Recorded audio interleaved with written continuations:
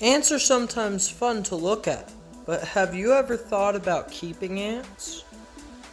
This is the way I keep all my ants, in a simple test tube with water and cotton balls.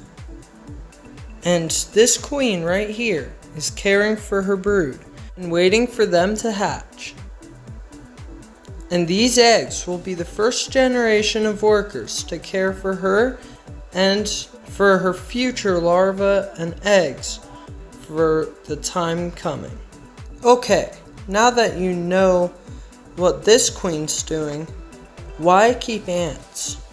Well, one thing, if starting with a queen ant, you will be able to witness a colony starting from one egg all the way to many workers.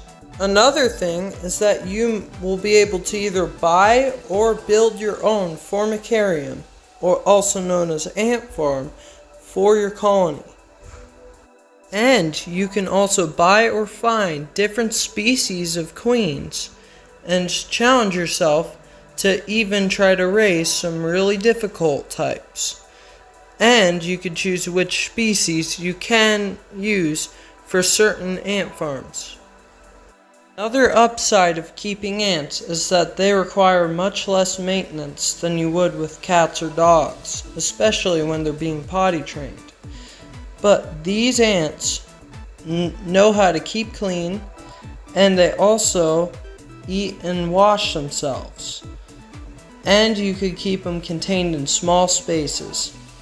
And also you can live spaces where dogs or cats aren't allowed.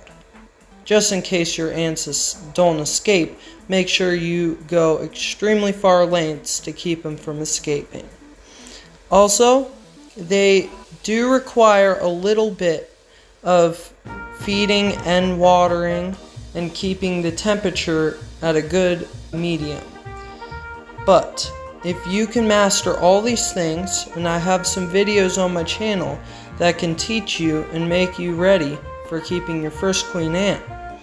But once you learn all these skills, you will be a master ant keeper in no time. I hope you guys enjoyed this video, and I hope I encouraged you to try to raise a queen or two of your own. I hope you guys enjoyed this video, and I'll see you next time. Bye!